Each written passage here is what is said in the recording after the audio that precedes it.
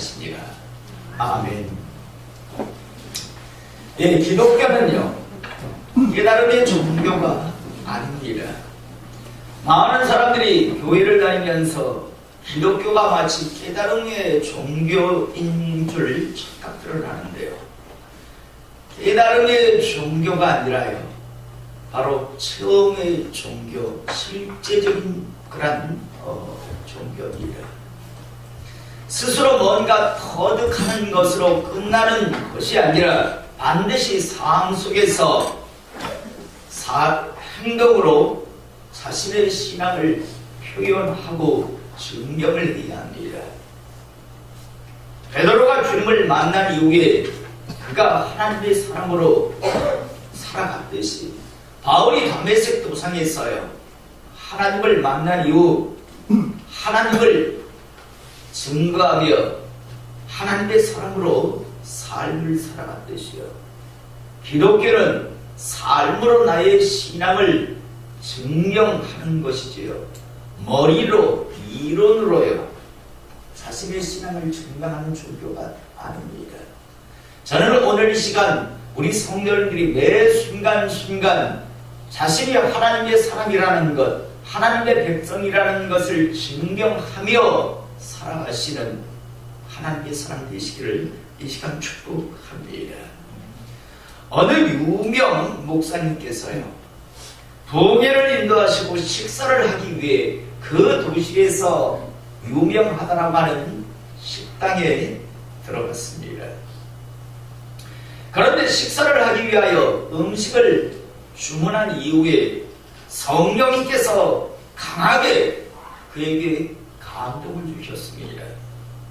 그 감동은 지금 당장 너는 너에게 음식을 가져다 주는 그 사람에게 복음을 전하라 라는, 나를 전하라라고 하는 그런 감동이었습니다.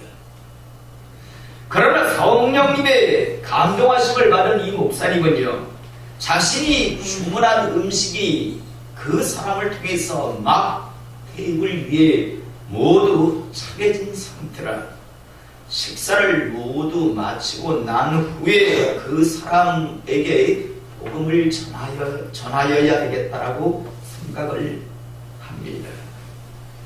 그래서 빨리 이제 식사를 하시기 위해서 식사를 하는 도중에 식당 2층에서 한 발의 총성이 들려옵니다. 놀란 사람들이 식당 2층으로 뛰어 올라갔을 때는요, 그곳에는 조금 전 목사님에게 음식을 가져다 주었던 그 사람이 권총을 사용해서 스스로 자살을 한 상태였습니다. 다른 사람들은 단순히 한 사람이 권총으로 자살을 했다라고 하는 그러한 것에 집중을 했지만, 이때 이 목사님은 눈물을 흘리며 하나님께 이런 기도를 했습니다. 하나님 용서하여 주시옵소서. 어리석게도 저에게도 자살한 저 사람에게도 많은 시간, 많은 기회가 남아있다라고 저는 생각을 했습니다. 저희 어리석음을 용서하시고, 하나님 이후로 제가 이 땅에서 하나님의 사람으로 사역을 감당하는 동안 그 어떠한 이유로도 하나님의 그 감동하심을 결코 미루지 않겠습니다 라고 기도를 했습니다. 목사님은 몰랐었지만 자살한 그 사람에게는요, 이 목사님은 그 사람의 자살을 막을 수 있는, 그 사람이 지옥으로 떨어지는 것을 막을 수 있는 마지막 하나님께서 주시는 기회였던 겁니다. 사랑하는 성도 여러분, 우리는 하나님의 말씀을 읽다 보면요, 그 당시 본인들은 몰랐었지만요, 그 순간이, 그 때가, 그 날이 그 사람에게 있어서 주님을 만날 수 있었던 마지막 기회였던 것을 우리는 보게 됩니다. 정작 본인들은 몰랐습니다. 그런데 우리는 성경을 통해서 그 사람에게 있어서 그날 그때 그 순간이 마지막 기회였었구나라는 것을요 우리는 보게 됩니다. 저는 오늘 시간 성경 속에 나오는 많은 사람들이 그 순간 그때 그날 그것이 마지막 기회 마지막 순간인 줄은 몰랐지만 믿음으로 주님을 만남을 통해서 그의 남은 생애가 나가 영혼의 뼈가 바뀌듯이 저는 오늘 이 시간 우리 성도님들 역시도 하나님을 만나는 하나님을 나의 진정한 주인님으로 영접하는 하나님의 사람 되시기를 이 시간 축복합니다. 만약요 성경에 나오는 수없이 많은 사람들이 그날 그때 그 순간 믿음으로 결단하고 주님을 만나지 아니하였다면 과연 그들의 인생 그들의 영혼의 때는 어떻게 되었을까요? 분명 그들이 지금까지 살아왔던 그러한 삶에서 별반 차이가 없었을 겁니다. 나아가 예정된 영혼의 저서 또한 바뀌지 아니하였을 것입니다. 분명 불행한 인생을 살아왔던 사람은 계속해서 불행한 인생을 살아갔을 것이고 또 하나님을 만나지 아니하였기에 예정된 지옥의 처소는 결코 바뀌지 아니하였을 겁니다. 그러나 그들은요 주님을 믿음으로 붙듦을 통해서 남은 생애가 바뀌고 영혼의 그런 자신의 처소를 바꾸는 것을 보게 되는데요. 예를 들자면 주님께서 이제 이 땅에 2000년 전에 오셔서 자신의 메시아 자신의 그리스도 되심을요 많은 사람들에게 증명해 보였습니다. 그리고 3년의 공생애가 이제 마치고 예루살렘에 올라가셔서 자신의 마지막 사역인 인류의 대속을 위해서 십자가에 달리는 그 사역을 감당하기 위해 예루살렘을 향해서 이제 마지막으로 올라가실 때였습니다. 예루살렘을 향해서 올라가시던 예수님은요 여리고라고 하는 마을을 지나가게 됩니다. 우리는 성경을 읽어보면 주님은 다시는 이제 여리고 성에 오실 이유가 없었고 다시는 여리고 성에는 오시지 않습니다. 왜냐하면 예루살렘에 올라가셔서 이제 며칠 후면 대속의 죽음을 맞이하시기 때문에요. 이 말은 예수님의 여리고성 방문은요 마지막 방문이었습니다. 만약 여리고성에 사는 그런 사람들 중에서 특별히 예수님께서 이제 예루살렘에서 십자가에 달리시는 그런 모습을 보기 위해서 예루살렘을 향해서 달려가지 아니한다면 여리고성 사람들에게 있어서 이제 예수님을 만나뵐 수 있는 예수님을 영접할 수 있는 기회는 그 때가 마지막 그 날이 마지막이었던 겁니다. 주님께서 이제 여리고성을 향해서 막 들어가실 때 한 사람이 주님을 향해서 간절히 소리치며 외칩니다. 이 사람을 우리는 성경에서 바디메오라고 이야기를 합니다. 그러나 실상 바디메오라고 하는 건 그 사람의 이름이 아니었습니다. 바디메오라는 말은요 디메오의 아들이란 말입니다. 앞에 바자가 붙는 건 누구누구의 아들이란 뜻인데요. 그래서 바디메오 하면 디메오의 아들이라는 그런 말인데요. 우리는 여기에서요 이 사람이 얼마나 주목받지 못하는 사람이었으면 자기의 이름도 한번 제대로 쓰지 못하고 누구의 아들 정도로 그냥 불리는 인생을 삶은 어땠는가 하면 이 사람은 소경이었습니다. 나면서 소경이었습니다. 그리고 그 당시 소경이 할 수 있는 삶은요, 결국 거지의 삶이었습니다. 다시 말해서 소경이었고 지금까지 거지의 삶을 살아왔고 앞으로도 소경으로 거지의 삶을 살아가야 하는 것이 그의 이 땅에서의 남은 생애였을 것이고요. 나아가 우리는 성경을 읽다 보면 이 사람이 그렇게 신실한 하나님의 사람도 아니었다는 것을 조용히 볼 수 있습니다. 그런데 이 사람이요, 사람들을 통해서 전해 듣습니다. 예수님이 지금 여리고성, 자신이 지금 거지 공양을 하고 있는 여리고성을 지금 지나가고 있다라는 소리를요. 이때 이 디메오의 아들은요, 간절히 소리 지릅니다. 주 예수여, 나를 불쌍히 여겨달라고요. 이때 그의 입을 막는 사람들은 누구였는가 하면 바로 예수님 주변에 있었던 제자들이었습니다. 시끄럽다라고 조용하라고 이야기합니다.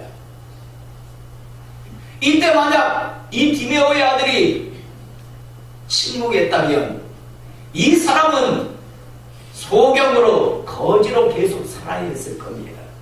그러나 이 사람은 더욱더 소리를 쳤습니다. 예수님, 나를 좀 불쌍히 여겨달라고, 나를 좀 돌아봐, 나에게 얼굴을 돌려달라고 간절히 더 소리를 쳤습니다.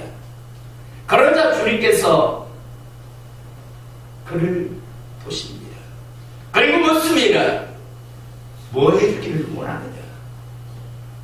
이때 거지였던 이 디메오의 아들이 한 푼 주십시오, 큰 물질 한번 저에게 주십시오라고 하는 것이 아니라 보기를 원합니다라고 이야기합니다. 거지가 아무에게나 보기를 원한다라고 했을까요? 이 디메오의 아들은 믿음이 있었던 겁니다. 한 푼 달라고 하는 것이 아니라 주님, 제가 보기를 원합니다라고 할 때 내 믿음을 내가 도왔다라고 하며 그를 회복시키시는 것을 보게 됩니다. 여러분, 그의 인생이 바뀌었습니다. 바리메오라고 하는 사람, 디메오의 아들은 그날, 그때, 그 순간이 자신에게 있어서 마지막 날, 마지막 기회, 마지막 때라는 것을 몰랐지만 그러나 그는 믿음으로 그 은혜를, 하나님의 그 축복을요, 자신의 것으로 붙드는 것을 우리가 보게 됩니다. 또 나아가 이제 여리고성을 통과하기 시작합니다. 이때 그 안에는요, 삭개오라고 하는 사람이 있었습니다. 이 사람 역시도 그날 주님을 만나지 못했다면, 그때 주님을 만나지 못했다면 다시는 주님을 만날 수 없는 사람이었습니다. 사람들이 메시아 그리스도가 지나간다고 하니까 구경하기 위해서 길거리에 많이 나와 있었습니다. 이 사람도 나와서 주님을 보기를 원했지만 워낙 군중이 많이 길에 있었고 이 사람은 불행하게도 키가 작아서 볼 수가 없었습니다. 만약 이때 이 삭개오라고 하는 사람이 에이, 사람이 많아서 못 보겠네 라고 돌아갔다면 이 사람은 세리로서 그냥 이 땅에서 그렇게 살다가 사그러져 갔을 겁니다. 얼마든지 돌아갈 수 있는 여건 상황이었습니다. 그런데 이 사람은 뽕나무를 향해서 올라갑니다. 그리고 그 위에서 주님을 보기를 원합니다. 이때 주님께서 그를 보십니다. 그리고 오늘 내가 내 집에 유하여야 하겠다라고 말씀하시고 주님을 영접하는 삶, 인생이 되는 것을 우리가 보게 됩니다. 여러분, 그 외에도요, 나인성 과부와 죽었던 그의 아들 역시 마찬가지 아닙니까? 만약 그때 주님을 만나지 못했다면, 그 순간 만나지 못했다면 나인성 과부는 외아들인 그 아들을 땅에 묻어야 했었고 죽었던 그 여의 아들 역시도 썩어져가는 시체가 되었을 겁니다. 그런데 마침 그 순간 그 통해서 하나밖에 없는 아들이 살아나는 그 은혜, 그 축복을 누리게 되는 것을 우리가 보게 되고요. 또 두로와 시돈 땅에 갔을 때 주님께서요, 귀신 들린 딸을 둔 어미가 주님 앞에 나오는 것을 우리가 잘 알지 않습니까?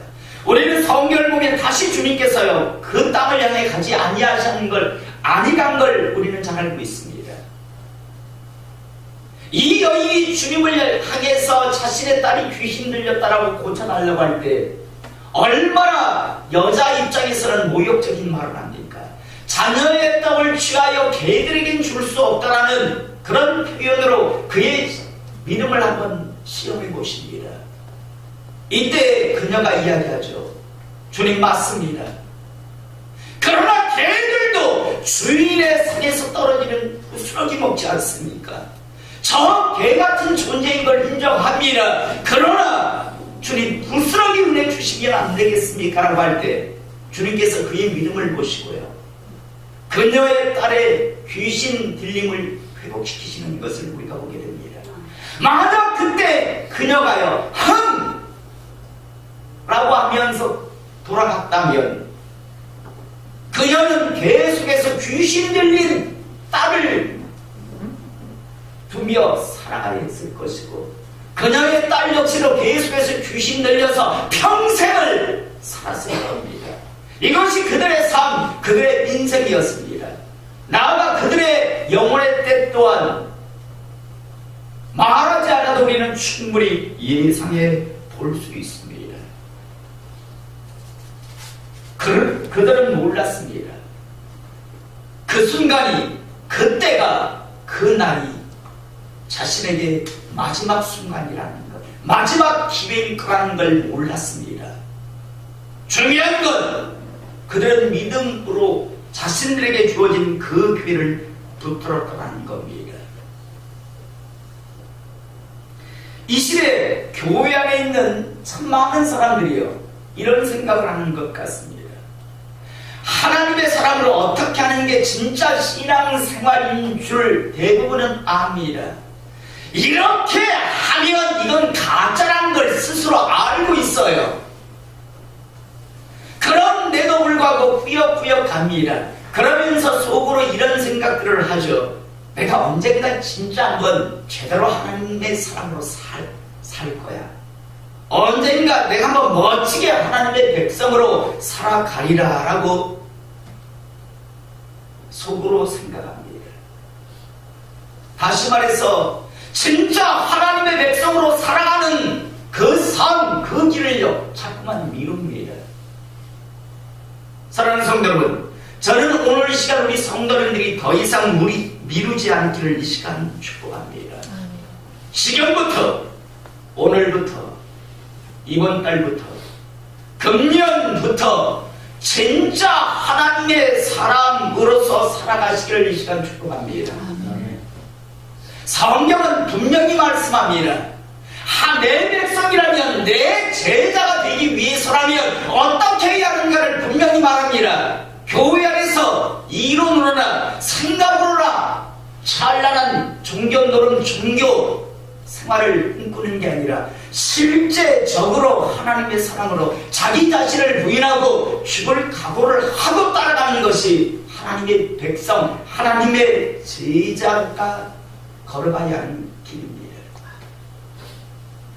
다시 한번 분명히 말씀드리는데 미루지 마십시오. 지금부터, 오늘부터, 이번 달부터, 금년부터요, 이제 진짜 하나님의 사람으로 살아가시길 이 시간 축복합니다.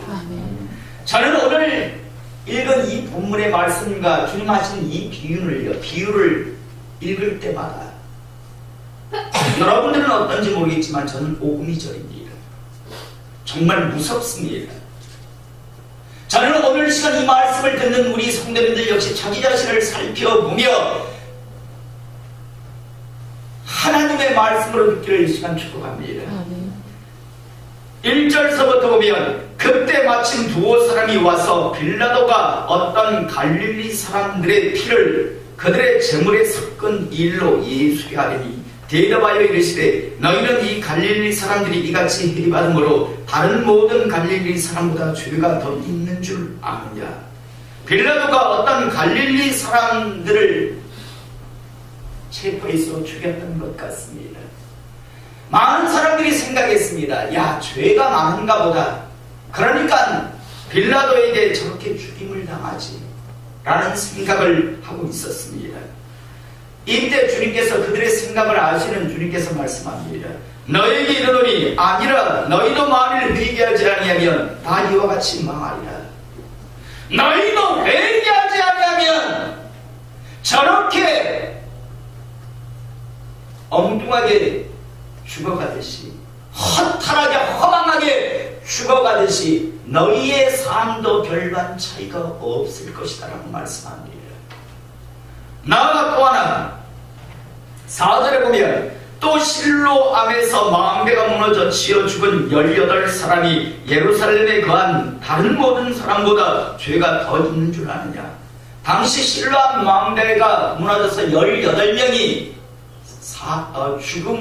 죽임을 당하는 그런 사고가 있었던 것 같습니다. 아마 예루살렘 사람들은 다 알았겠죠. 그래서 오늘 그걸 비유로 지금 예를 들어 말씀하시는 겁니다. 그러면서 5절에 너에게 이르노니 아니라 너희도 만일 회개하지 아니하면 다 이와 같이 망하리라. 어느 날 갑자기 건물이 붕괴돼서 지진이 나서 아니면 교통사고로 죽어간 사람들, 얼마나 많은 죄를 지었으면 그렇게 갑자기 죽었을까? 온 일가족이 갑자기 교통사고로 죽음을 맞이했을까? 혹시 이런 생각을 한번 해보신 적 없으십니까? 그런데 예수님 당시 같은 생각을 하고 있는 사람들을 향해서 주님께서 말씀하십니다. 아니라 너희도 만일 회개하지 않으면, 너희가 만일 돌이키지 않으면 너희의 삶, 너희의 네 인생 역시 별반 차이가 없을 것이라는 말씀입니다.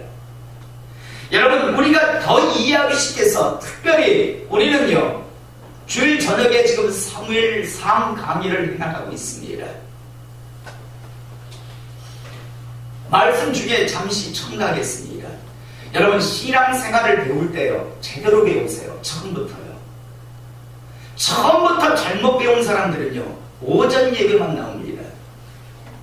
평생을 오전 예배만 나옵니다. 본래 예배 드릴 수 있는 길거리에 5,000원짜리, 10,000원짜리가 떨어져 있습니다. 어이 아들, 내 아들이 아닙니다. 5,000원짜리가 하나 떨어져 있고 10,000원짜리가 하나 떨어져 있어. 너 어떻게 할래? 둘 다 줘. 예, 둘 다 준답니다. 둘 다 주는 게 맞잖아요. 정상이라면. 어이, 10,000원짜리가 크네. 10,000원짜리만 들고 가시겠습니까? 여러분, 예배 제대로, 처음부터 제대로 하십시오. 처음부터 잘못 배워놓으면요, 죽을 때까지 오전 예배만 드립니다. 평생을 그렇게 살다가 합니다. 하나님 은혜 받을 수 있는 기회들을 스스로 포기하는 거죠. 우리가 주일 저녁 예배에 사무엘상 강의를 해나가는데요, 사무엘상 강의의 말씀을 우리가 지금 보고 있는 과정 속에서 우리는 사울왕의 삶을 우리가 보게 됩니다. 얼마나 불쌍합니까? 얼마나 비참합니까? 하나님의 기름 부심을 받아서 이스라엘의 초대 왕이 되어서 정말 멋지게 멋진 가문 만들 수 있었던 사람이요, 결국 하나님의 말씀에 불순종하는 인생을 사람 말 의지하고 사람 말 의식하며 살다가요, 결국에는 하나님께 버려져서요, 얼마나 비참한 인생을 살아갑니까? 자신의 사위이고 자신의 충성스러운 부하였던 다윗을 못 죽여서 허적거리며 달려다니 온 이스라엘을 쫓아다니는 사울왕을 우리는 보게 됩니다. 여러분, 역시도요. 제대로 회개하고 하나님의 사람이 되지 아니하면 우리 역시도 사울 왕과 같은 인생이 될 수밖에 없습니다. 사울 왕을 버리신 하나님께서 우리를 버리시지 않을 거라는 착각을 한다면 그건 망상이죠. 여러분, 저는 끝까지 마지막까지 정말 하나님의 사람으로 살아가시는 하나님의 사람 되시기를 이 시간 축복하고요. 아직까지 주님을 만나지 못했다면 더 이상 미루지 마시고 하나님을 만나시는, 언젠가 내가 하나님의 사람으로 제대로 살아가겠다라고 미루지 마시고요. 이제 진짜 하나님의 사람으로 살아가시기를 이 시간 축복합니다. 그러시면서 이어서 말씀하신 6절에서 9절의 비유의 말씀은요, 참 두려운 말씀이죠. 6절에 이에 비유로 말씀하시되 한 사람이 포도원에 무화과 나무를 심은 것이 있더니, 포도원에 무화과 나무, 항상 말씀드리죠. 이건 최적의 조건입니다. 무화과 나무는 웬만한 척박한 곳에 심어놔도 잘 자라는 게 무화과 나무입니다. 그런데 이 무화과 나무를요, 포도원에 심어놨어요. 포도원에 무화과 나무를 심었다는 건요, 이건 정말 열매가 주렁주렁 열매가 너무 많이 맺혀서 이걸 어떻게 하지? 라고 고민할 정도의 그런 상황이었단 말입니다. 포도원에 무화과 나무를 심은 것이 있더니 와서 그 열매를 구하였으나 얻지 못한지라. 열매가 너무 맺혀서 고민해야 할 정도가 되어야 하는데요, 열매를 맺지 않는 거예요. 7절에 포도원직에게 이르되 내가 3년을 와서, 어린이를 한 번 와서 본 것이 아니라 3년을 와서 이 무화과 나무에서 열매를 구하되 얻지 못하니, 내가 어느 날 한 번 와서 본 게 아니라 내가 3년에 걸쳐서 충분히 열매를 맺어야 하는데도 불구하고 3년을 기다렸는데도 아직까지 열매가 안 맺힌다. 당연히 맺혀야 할 상황인데 맺히지 않는다. 찍어버리라. 이 나무 베어버리라고 지금 말합니다. 어찌 땅만 버리겠느냐. 차라리 이 나무 베어버리고 다른 나무 갖다 심는 게 낫지 않겠느냐. 열매 맺지 못하는 이 무화과 나무가 무슨 소용이 있느냐. 찍어버리라 라고 주인이 포도원 지게에게 말씀합니다. 여기서 포도원 지게는 누구고 주인은 누굴까요?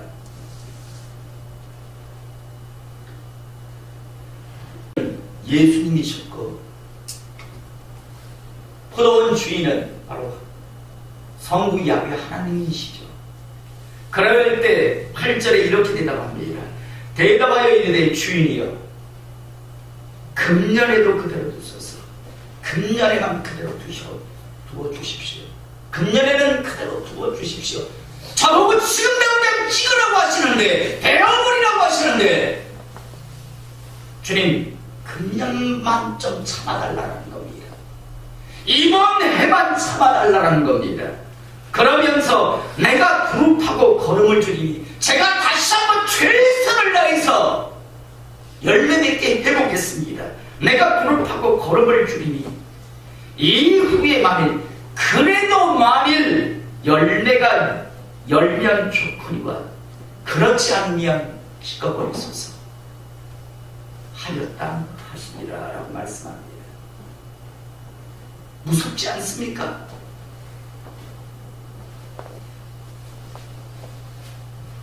금년만 그대로 두어 주십시오. 제가 최선을 다해보겠습니다. 그런데도 또 열매를 안 한다면 주님 그때는 아낌없이 찍어버리겠습니다. 다른 나무 심겠습니다. 이 말씀입니다. 사랑하는 성도 여러분, 당시의 유대인들은 이후에 수없이 많은 시대의 사람들이 이 말씀을 들었습니다. 그런데 수없이 많은 사람들이 이 경고의 말씀을 무시 멸시하고 살다가 지옥으로 갔습니다. 배임을 당했습니다. 찍힘을 당했습니다. 저는 오늘 이 시간 저도 우리 성도님들도 다시 한번 우리의 하나님과의 관계에서의 우리의 실체, 우리의 본 모습을 점검하는 그런 하나님의 사람 되시기를 이 시간 축복합니다. 그리고 더 이상 미루지 않기를 원합니다. 금년 이번 달이 이번 주가 어쩌면 하나님께서는 우리에게 허락하시는 마지막 기회가 될 수 있다는 사실을 꼭 기억하셔야 돼요.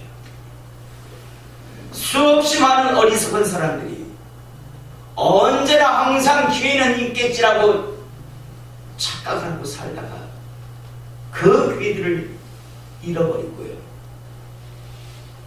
참으로 비극적인 종말과 함께 두려운 영혼의 저소를 향해 갔듯이요. 그런 인생을 살아가는 분이 오늘 이 시간 이곳에 예배드리는 모든 분들 중에서는 단 한 분도 없기를 이 시간 축복합니다. 기도하겠습니다. 사랑과 은혜가 많으신 하나님 아버지, 당신의 말씀 두려워